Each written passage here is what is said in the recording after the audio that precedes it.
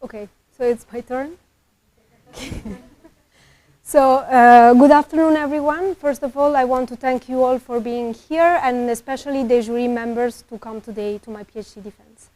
So today I will talk about the work I carried out during my PhD project, which was conducted between the Laboratoire d'Optique Appliquée and the Institut Curie, under the supervision of Professor Alessandro Flacco and Professor Chas Fouillade. It is an interdisciplinary project from CNRS, bringing together expertise from accelerator physics, dosimetry, and radiobiology. So the goal of my PhD project was to find suitable acceleration conditions for a laser plasma accelerator to produce very high energy electron beams for radiobiology, so in the context of radiation therapy modalities. So you might know that cancer is one of the leading causes of death worldwide, and it is expected to increase, as we can see here in the middle, for the data for Europe. So there are different approaches that can be followed to treat cancer.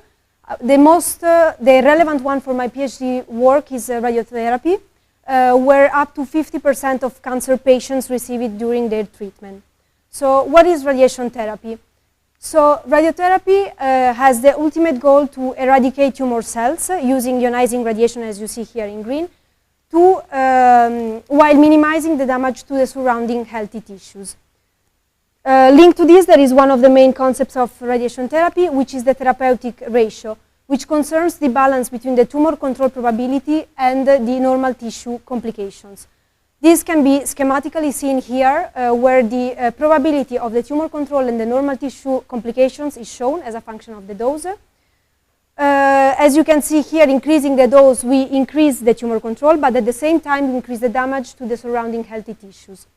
So, as you see here, the idea is that at a certain target dose, you will have a certain tumor control and a certain normal tissue complication. So, the idea in radiotherapy is to broaden these two curves. For example, bringing the normal tissue complications more on the right, as you see here. So, at the same target dose, we will have the same tumor control, but at the same time, reduce the normal tissue complications. This goes under the name of improving the therapeutic ratio or improving the therapeutic index, as you see here.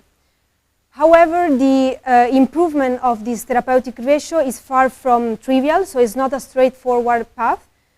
On one side, you have to think that there is no single radiation therapy approach which is optimal for all clinical situations. So on one side, you have to think about the clinical heterogeneity. So there are different types of tumor to be treated. Their location matters, and also the surrounding tissue and organs around the tumor itself. We need to think that the response of each patient is different from one to the other.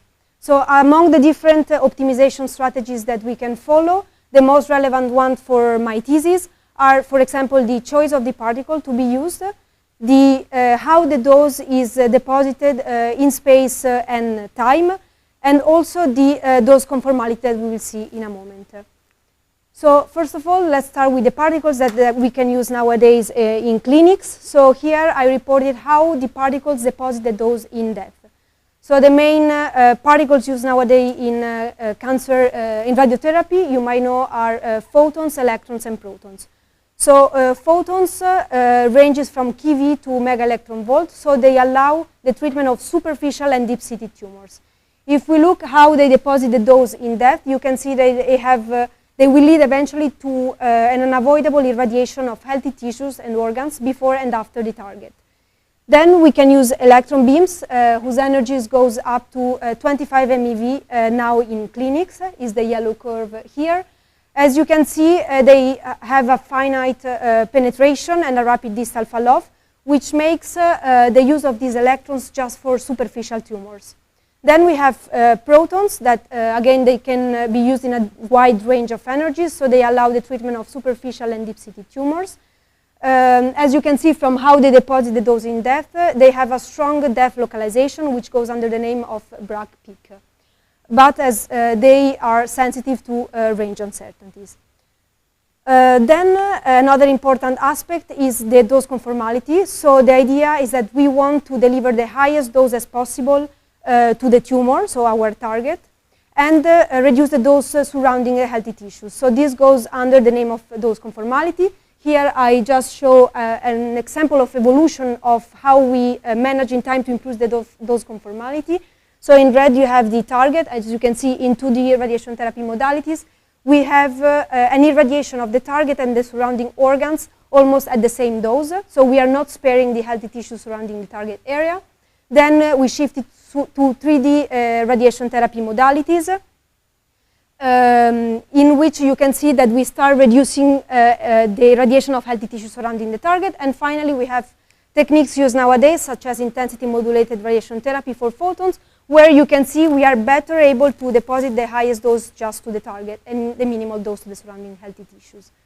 Then we can work on how the dose is delivered in time and spatially. So just to give a short example, we have conventional radiation therapy, which is characterized by long irradiations in the order of minutes and average dose rates around 0.04 gray per second. Nowadays, there are new paradigms which leads to the deposit of doses much shorter time scales, for example, the flash radiation therapy, that as you can see, we increase of order of magnitudes the average dose rates, and the delivery now is not minutes, but we shrink it to milliseconds. Then we have how the dose can be delivered spatially. So conventionally, usually we have this unique beamlet, but new paradigms pushes to fractionate this beamlet, as you see here. So it is in this broad context where different paths can be followed to improve the therapeutic ratio, as we saw before. And among these, very high energy electron beams help in this direction.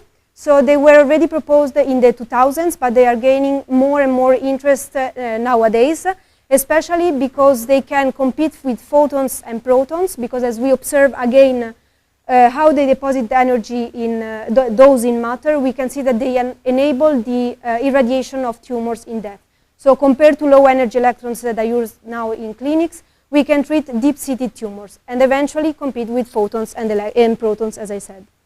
Another potential advantage is the reduced sensitivity to tissue heterogeneities. So you might think, you need to think that when we treat a tumor inside a patient, its location is surrounded by different density materials. So here I reported as a Monte Carlo simulation from Lagdasa et al., where they try to see what happens to the propagation of a beam traversing on top a water tank, so an homogeneous medium, and what happens when they insert 2 centimeters of air thickness. So first, here you have the very high energy electron beams, and then 2 conventional radiation therapy modalities, so 6 MeV photons and 150 MeV protons. And what they observe is that for the VHE, we have a maximum variations between the 2 cases around 6%, which increases at 15% for the photons, up to 95% for the protons. So here you can see where this advantage in reduced sensitivity to heterogeneities comes from for the VHE. And then we have the possibility to electromagnetically steer the beam. Here I reported a Monte Carlo simulation, which they do this by using quadruple magnets, and the idea is that it's not very clear, but here there is the unfocused beam. So as we saw before, it goes all inside the depth, it deposits the dose all inside. But with the quadruple magnets, we can focus our beam and hence increase potentially the dose to the target area, reducing the dose before and after the target. And I reported also an experiment which was performed at CLEAR, proving the Monte Carlo simulation results from the same group. From a more broad clinical context, I reported treatment plannings, which are now nowadays performed. As an example, I reported a pediatric brain tumor, which was compared for photons, protons, and then 2 energy of very high energy electron beams. What they showed is that very high energy electrons might compete with VMAT, which is volumetric arc therapy, which is one of the most used with photons nowadays. But protons still show the lowest integral dose. I reported also an example that in this case, in this tumor, they showed a reduction in the dose surrounding the organs, surrounding the tumor, in this case the chiasm, where they observed a reduction in the dose up to 75% compared to the photons and of 39% compared to the protons. So despite the promising advantage of very high energy electron beams, you might know that the experimental investigation is very limited.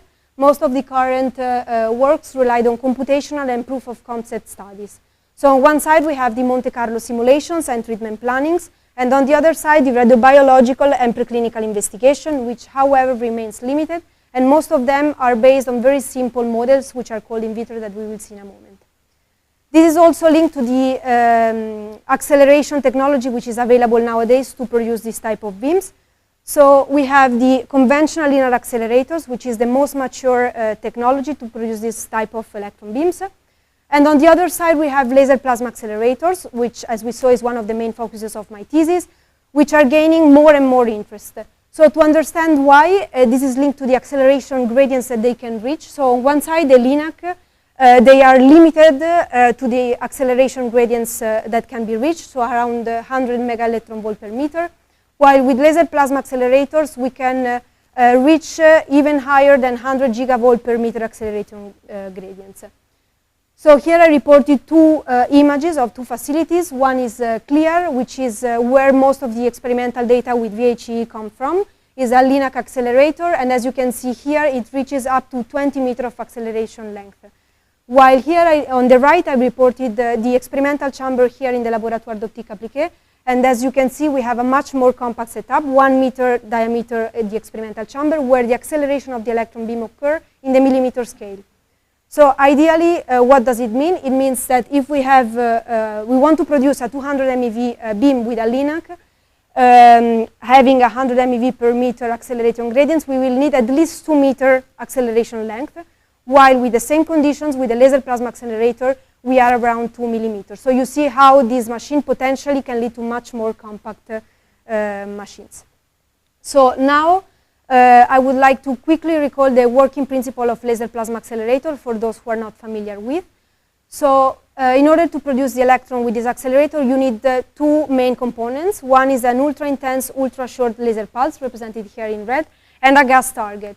So as the laser propagates inside the gas, it ionizes the gas, creating plasma, which is a state of matter in which electrons are freed from their atoms.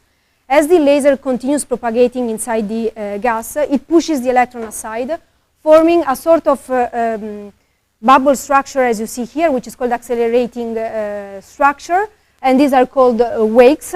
And if the electrons are sufficiently trapped in this region here, where the maximum accelerated field is present, they can reach relativistic energies, and hence we have, hence electrons can be accelerated, and we have the creation of our electron beam for example, application in our case.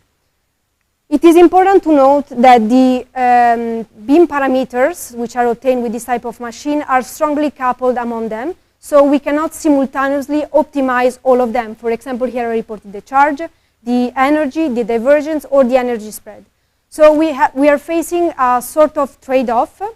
On one side, we can reach very high energy electron beams, but at the same time, we'll have a broader energy spectra.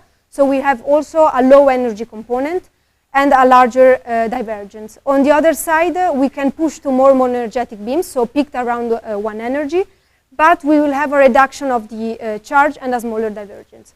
So in our case, we use ionization injection, where we are using a high Z dopant gas introduced in a low energy plasma medium, which leads us to have the first trade-off I represented here. So we will have high charge, because for radiobiology, we need to irradiate with a certain dose per shot. And also, as we will see, we will need a larger divergence. So that's why we decided the first one. So now I would like to go more in details with the experimental part. I will first show the acceleration facility that I used during my PhD project, then how the beam was characterized and which are the results, and then the preclinical studies we performed with this beamline. So the experiments were performed here in Laboratoire d'Optique Appliquée in Saljon laser facility. So here I reported a schematization of the accelerator. We have three main parts: the laser system, the interaction chamber, where the interaction between the laser pulse, the gas, creates the electron beam, and then we have the irradiation platform, where we perform the dosimetric measurements and the biological irradiations. So for what concerns the laser, here in Saljon we use a chill pulse amplification, meaning that the pulse exiting from the titanium sapphire oscillator is stretched, then amplified, and finally compressed in order to reach an extremely intense and extremely short pulse. In our conditions, we got 2.4 joule and 30 femtosecond pulse duration at the target position, so inside the experimental chamber. It's important to know that the repetition rate of our laser can go up to 1 Hz, and we will see how this is relevant for my work. Then we have the interaction chamber. So we said the laser comes, it impinges on the gas jet profile, and then we have the creation of the electron beam. I reported the profile of the gas you see here. We said we use ionization injection, and we use a gas mixture of 2% nitrogen and helium coming from a 3D printed gas jet nozzle. In this chamber, we have one of the main diagnostics, which is the magnetic spectrometer, which allows us to retrieve the energy spectra, as you see here. So the electron, after being produced, it enters in a magnetic dipole. It is spread onto a scintillating screen, then it is imaged with a camera. And knowing the calibration between energy and the distance on the Lanex, we are able to retrieve the energy spectra, as we will see in a moment. Then we have the irradiation platform, where we perform the preclinical studies and the dosimetric analysis. So the electron beam which is produced exits the experimental flange, which is an aluminum window, and impinge on a water equivalent phantom that you see here. This phantom is where we put our biological samples or the dosimetric tools. It is fully motorized. It is constituted by 2 independent axes, so we can move it horizontally, vertically, or create an angle in order to better align it to the electron beam. We always use a pre-aligned laser, so it is pre-aligned to the electron beam, so we are able to align the phantom to the electron beam without using the beam. Then, if we need to fine-tune this alignment, we use 2 scintillating screens, which are placed at the front and the back of the phantom. And as you can see here, we can retrieve the beam profile that can be also used, for example, to study the beam pointing stability. Important to note that in my work I also use a reference linear accelerator, the one from Institut Curie, because I told you that there are very few data available nowadays, so we wanted to compare or situate better our results compared to a conventional electron source. It was used at 7 MeV for the measurements I will show you, and in the conventional mode. It is important to keep in mind that the temporal structure of the 2 accelerators I used is extremely different. On one side, on top, you have the laser plasma accelerated beam, which is constituted by extremely short electron bunches of duration around picoseconds, which eventually leads us to instantaneous peak dose rates in the order of 10 to the 11 gray per second. If we look instead at the electron beam structure of the Institut Curie, you can see that the bunches have a much longer pulse duration, around microseconds. So we reach 10 to the 5 gray per second. Also, a big difference is the repetition rate of the 2 machines. On one side, we said we are limited 1 Hz here in the Laboratoire d'Optique Appliquée, while the optimal frequency for the LINAC is at 10 Hz. So now I would like to show you the experimental beam characterization. I reported most of the main results. Here you have a scheme of the accelerator. So you have the source that we saw inside the experimental chamber. The beam exits through an aluminum flange of 1.5 millimeter. We use a brass to diffuse the beam. And then at a 16 centimeter from the brass, we have the water equivalent phantom that we just saw. So first of all, we had to characterize the electron beam at the source with the magnetic spectrometer that we saw before inside the experimental chamber. So here I reported representative spectra, which is the average over 20 shots, which is, whose centroid is around 67 MeV. However, you might know that my goal was radiobiology at the target position, so where the water equivalent phantom is located. So the idea is that I need to know which are the electrons really contributing to the dose. So that's why we couple the experimental spectra with a Monte Carlo simulations to really see which are the electrons depositing the dose at the target position. And as you see here, we have a hardening of the spectra, so we are much higher energy, and the centroid goes up to 176 MeV. Moreover, in these conditions, we managed to reach 500 picocoulomb per charge per shot, and a divergence of 81 millirad at the phantom, so to fully cover the biological sample to be irradiated. Then I tried to understand which is the stability of our beam, which is an aspect extremely important for our measurements. I reported just the main one. So again, I separated the source level and the target radiation plane. So you might know that in laser plasma accelerator, the beams have an intrinsic shot-to-shot instability. So in our case, with the reference conditions I just show you, we had mainly fluctuations in the intensity, so the charge per shot, and hence the dose per shot that could be delivered. However, the energy distribution didn't change significantly. So then I wonder which is the stability at the target position. So here I wanted to answer three main questions. So first, when we perform a biological irradiation, I needed to check that the beam was not evolving between the beginning of the radiation and the end of the radiation, which is what I call here intra-session stability. Then for radiation biology, we had to perform the irradiations at least on three different days. So I wanted to check if the spectra was changing or not among these days, what I call here campaign level reproducibility. And then I tried to observe is changing the repetition rate of the laser, and hence the electron beam, we have a change in the spectra or not. In all these three cases, again, the main fluctuations comes from the charge in the beam, but which stayed less than 10%, and we couldn't observe an evolution in the spectral shape. Moreover, for the repetition rate, I couldn't observe a systematic trend again changing the repetition rate. So with these conditions, I moved to the dosimetry part. So once the beam is axis, we see it's a divergent beam. So the idea is that when we perform radiation biology, we want to fully cover the sample with an homogeneous dose. And at the same time, we require a certain dose per shot. So what happens? If we put closer to the exit of the chamber, we will have a smaller beam, but a higher dose per shot. If we go further away, we increase the dimension of the beam, but we reduce the dose per shot. So to perform radiation biology, the idea is that we need to place ourselves in the right position once we find this trade-off between the required beam size and the dose per shot required. So to study a bit this, I performed what I call a water equivalent stack. So as you can see here, there is the same phantom you saw before, which is filled with radiochromic films and water equivalent bricks. Radiochromic films are passive detectors, which allows us to retrieve the dose shape, as we will see in a moment. And I also compared this with the 7 MeV electron beam, so to have a reference and a comparison between the two beams. Here I reported how it is the evolution of the depth, the dose deposition in depth in the water equivalent phantom for the VHE beam and the 7 MeV beam, and you clearly see the difference in penetration between the two beams. Also, we observe how goes the dimension in depth. As expected, both increases since we have a divergent beam, and so knowing these two, we can better place our biological sample. For what concerns the dimension of the evolution of the beam, this can better seen in the radiochromic films used. So you can see that our beam, the very high energy electron beam, at 40 millimeter, it still have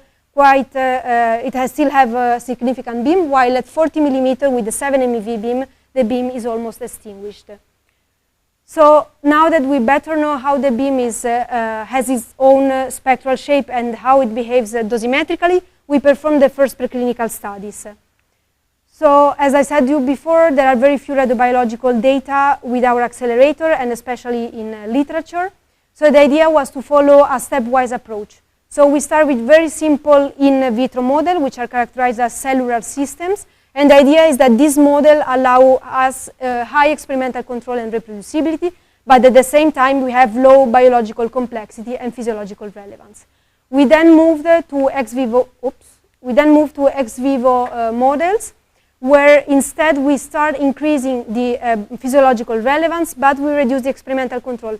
And finally, we performed in vivo irradiation, as we will see in zebrafish embryos and mice. So we are irradiating whole organism models, and here we have the highest physiological relevance. But at the same time, we start reducing the experimental control and the reproducibility, because you might know that when we use whole organism models, we start also increasing the variability between the animals among them. Then an important part of the work was related to create the radiation platform, because here in the laboratoire d'optique appliquée, especially in this experimental room, no prior biological data were performed. So here you have a schematic of how they looks like, the two 3D printed holder that we created here. On top in vitro and in vivo, where we used Eppendorf tubes. And on the bottom you have the ex vivo holder, where we used a Petri dish placed inside the 3D printed holder. All the samples were irradiated, were coupled with the dosimetric tools. So we have radiochromic films that we saw in a moment that allows us to retrieve the dose map. And also ionization chamber, which is used to have an online dose monitoring. So now I can start with the preclinical experiments that we performed. So the first part was dedicated to the assessment of the toxicity of our beam on healthy tissues. So again, it's a comparative work, as I said before. I will refer from now on to the very high energy electron beams as VHE, and results will be presented in green. While for the 7 MeV beam, I will refer to conventional intermediate energy electrons, and results will be presented in blue. And as you can see here is the evolution of the models we used during the project. So we started irradiating in vitro cell lines, as you see here, human fetal lung fibroblasts. The idea is that we have a cell culture. We irradiate with a dose escalation, as you see here, from going to 2 to 10 gray. We incubate them for 6 days, so we allow them to replicate, and then we count the number of replicating cells. So here you have the results, so the cell viability normalized to non-irradiated as a function of the dose. So you can see the similarity between the two curves, but especially the dose giving 10% of cell survival reporting non-significant results. So we start seeing a comparable toxicity between the two beams. So at this point we move to a more complex model, which is mouse lung slices. This model the idea is that from one mouse we extract the lung. We can create lung slices, as you see here. We irradiate them again with a dose escalation, and then we incorporate it with a marker, which allows us to count the number of replicating cells. This protocol was developed by a prior student in Institut Curie. So here I reported a number of ADU cells normalized to the non-irradiated as a function of the dose. And as you can see, and as expected, increasing the dose, the number of replicating cells reduces. But more interestingly, we couldn't observe significant results between the two beams at each dose level. So again, we start observing this comparability between the two beams. We then move to a more relevant biologically model, which is zebrafish embryos. So we irradiated the embryos as they look like there. 4 hours post-fertilization, we incubate them, we irradiate a 6 and 9 gray, we incubate for 5 days, and then we fix. Here the toxicity parameter we use is the length of the zebrafish, because you might know that increasing the dose, the shorter will be the zebrafish, and also the increase on the spinal curvature. So we observe a threshold effect between 6 and 9 grays. So at the higher dose, we have a reduction in the zebrafish length and an increase in the spinal malformation, which is coherent with results already published in literature. More interestingly, we did not observe significant difference between the two beams at each dose. So now you saw that going from simple models to more complex and relevant biologically models, so in vivo zebrafish embryos, we observe comparable biological toxicity between our VHE beam and the 7 MeV electron beam. So the next step was to go to a more biologically relevant model, which is the mouse irradiation. Here, the idea is to study the radiation-induced lung injury, in particular pulmonary fibrosis, which is nothing else than a tissue scarring, which eventually will lead to the loss of the lung function. So as you can see here in this picture, it's getting this whitening area, so higher density structures inside the lung. This model is a long-term toxicity study, which is something different from what we just saw before. So here the follow-up, as we will see, is much longer with respect to the previous models. And this model also allows to highlight or explore one of the key properties of the very high energy electron beams. So we are dealing with a much thicker sample compared to the previous one. so we can explore the penetration capabilities of the beam and also the sensitivity to tissue heterogeneities, because as you see here, before the lung there are the ribs. So the objective is to assess if with our laser-driven accelerator we induce pulmonary fibrosis, and if yes, at which dose and at which time step. So as I told you, it's a long study follow-up which lasted 10 months. We used 8 mouse per dose target, so 10, 13, and 16 gray. This was based on models of Institut Curie, where fibrosis development is expected at 13 and 16 gray, while no fibrosis is expected at 10 gray. So as you can see here, the follow-up, we irradiated the mouse. We we weighed the mouse twice per week for all the follow-up to keep track of the health of the mouse. And starting 4 months post-irradiation, we perform micro-CT scans to keep track of the evolution of the fibrosis. So as I told you before, for the previous experiment, we have to adapt and create an irradiation line. So here the challenges are even more complex. So you have to think that we are dealing with an in vivo animal and also much thicker. So first of all, we need to ensure that the beam deposits a homogeneous dose in depth, but also transversally. We need to have a setup which allows us to have precise and reproducible animal positioning. We need to confine the dose just to the thorax area, so avoiding unwanted organs around the target area. And also, we had to avoid animal contamination with the experimental room. So here you have a schematic of how it looked like the experimental setup. So you have the very high energy electron beam coming from inside the chamber.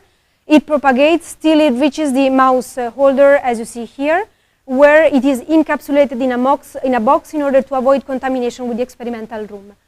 Then, to ensure precise alignment, we use, as before, an alignment laser, which is pre-aligned to the electron beam, so we can place correctly the box without irradiating the mouse.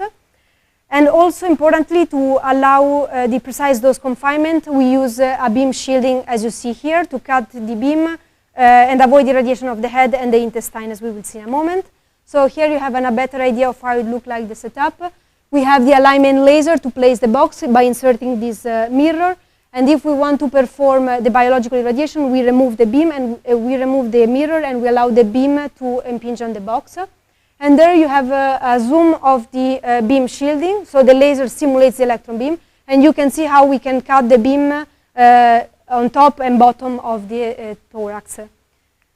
Important in this experiment is the dosimetry. I will not go into details, but the idea is that per mouse we place the radiochromic film on the front and the back of the mouse, as you see here, because we want to check how much we are homogeneous in depth, but also spatially. Here I reported an example. So on average, we have a variation in depth of the deposited dose of less than 2%, and an homogeneity in the thorax region of higher than 90%. Here you can also see the effect of the shielding. So the one in the middle is the thorax area, and you can see that we reach a decrease of 90% of the dose in the surrounding organs such as intestine and head. And you can see it also from the whitening of the fur of the animal. Coming to more biological data, you can see here that, as I told you before, we are weighting the mouse twice per week, so we can check the evolution, the health evolution of the mouse, as you see here. And as you can see, at 16 gray, so the highest dose, we start having a bit of variability, which can be better explained from the survival curves reported here for the 3 different target doses. And as you can see, at 16, highest dose, we have the highest mortality, and then it reduces at 13. And at 10 gray, we have the whole survival of all the mice. And we observe significant results only between control and 16 gray. So the next step is to quantify fibrosis. So as I told you before, is a high density structure inside the lung. And you must know that the micro-CT scans are calibrated or related to the density inside the tissues. So here I reported 4 examples of the micro-CT scans for a mouse at each dose target. And as you can see, starting from 13 gray and 16 gray, we start observing an increase in this yellowish area, which means an increase of fibrosis. But there is a problem. So as you can see from the non-irradiated mouse or the 10 gray, which is where is not expected fibrosis, will still have densities or tissues inside the lung, which have the same density as fibrosis. This is also related to the resolution we use for the micro-CT scans. So the idea is that I want to quantify the fibrosis, but at the same time, it's challenging because the density of the fibrosis corresponds to the density of other structures inside the lung. So what I try to do is to reconstruct the lung with a Python code. So from the micro-CT scan, I recognize which is the bottom and top of the mouse, as you see here. Then I reconstruct by discretizing the lung. Then I interpolated to have the lung as you see there, and I checked if it was coherent with the micro-CT scans. Once it was coherent, the next step is to plot the voxels counts as a function of the Hounsfield unit, as you see here, for a non-irradiated mouse. And we obtain a bimodal distribution, so from which we can recognize as a first approximation the aerated and non-aerated part. And fibrosis, as I told you before, corresponds to higher density structures and will belong to the non-aerated part. So here you have the formula that I used to calculate this increase in fibrosis in the mouse. So for an irradiated mouse, I calculated the number of voxels of the non-aerated part, divided by the wall volume to get rid of the different dimensions of the mouse. And then I normalized by the control. As I told you before, in the control we still have these high density structures. So the idea is that by normalizing by it, I get rid of these structures and I can see the fibrosis increase. So here is the distribution, is how I calculated the threshold from our control mouse. And here I reported just as an example, 3 representative mouse at 10, 13, and 16 gray. At the last time step, so as you can see, 10 and 13 gray survived survived until the end of the follow-up, while the 16 gray reached just 5 months post-irradiation. And for the delta, for the increase in fibrosis, you can see that the 10, 13 gray, with my code, I couldn't detect increase in fibrosis development, but I could detect fibrosis at 16 gray, reaching up to 40% of increase in fibrosis. So now the last experiment I would like to show you is how the delay between the electron bunches that we saw before can impact the biological output. So we are exploring more a parameter of the accelerator itself. So here is the pulse structure you saw before. We can go up to 1 Hz repetition rate, which means 1 second. And we can use submultiples up to 10 seconds. So the idea is that we change the frequency, we keep constant the dose per pulse and the target dose, and we change the average dose rate. We started again within simple in vitro models, human fetal lung fibroblasts, and as you can see again the cell viability as a function of the time between pulses. We have less toxicity at 1 second with respect to longer irradiation times. But if we go to a tumoral cell line, instead we observe the opposite effect. So higher survival at 10 seconds with respect to shorter time between pulses. So as you can see here, putting together the two curves, we have an optimal window at 1 second where the toxicity is higher for the tumoral cell line and reduced for the tumoral, for the healthy one. So at this point, we move to the in vivo zebrafish model where the target dose is 10 gray. We kept again the dose per pulse constant. And what we observe is that we have less toxicity, so less reduced length for the zebrafish at 1 second, which mirror the in vitro healthy cell lines that we just saw. So now I would like to come to the conclusions of my work. So we saw that the main goal was to find suitable acceleration conditions with a laser plasma accelerator, creating a very high energy electron beams to perform radiobiology. So first we characterized the source once good acceleration conditions were found. We characterized it both at the spectral in the spectral part, but also at the target position. Once we fully know the spectral evolution of the beam and also how it behaves dosimetrically, we move to the first preclinical studies. We followed a stepwise approach since no prior results were performed with our laser plasma accelerator in particular. So we started with the in vitro cell lines, we moved to organotypic mouse lung slices, and finally to in vivo zebrafish embryos. It was a comparative study to situate the toxicity of our beam to a conventional 7 MeV beam, and we observed in all the 3 models comparable biological toxicity. We then moved to a more relevant biological model, which is in vivo mouse irradiation, where with the preliminary results of my code, we also have the possibility of assessing the fibrosis development in time and as a function of the dose. And then, as a final step, we try to understand if changing the delay time between bunches, so changing the repetition rate, we observed or not a difference in the biological output, and we found an optimal window at 1 second where we could, where we show a sparing of healthy tissues, but at the same time we increase the toxicity in the tumoral model. So for the future, as perspective, I see 3 different points where we can work. First, the accelerator part, then the biological one, and finally the temporal structure. So for the accelerator, you saw that we have this intrinsic shot-to-shot variability. The idea is to have a better control of the dose per shot eventually. We can work on the laser stability part. It's something I didn't explore during my PhD work, but eventually the laser stabilities affect the properties of the electron being produced. We can also try to find new ionization injections, different gas targets, or nozzle geometries. The idea is that we would like to go to much higher energy electrons. So as we saw, we have a broadband spectra. But at the same time, we cannot lose the high charge. So more interesting will be to go to much higher energies. Then, from the dosimetric point of view, we could move to a more advanced Gaussian scatter. As we saw, we just use a plain brass scatter. And maybe one day go to the beam shaping and focusing, but first the conditions and the stability of the beam must be improved.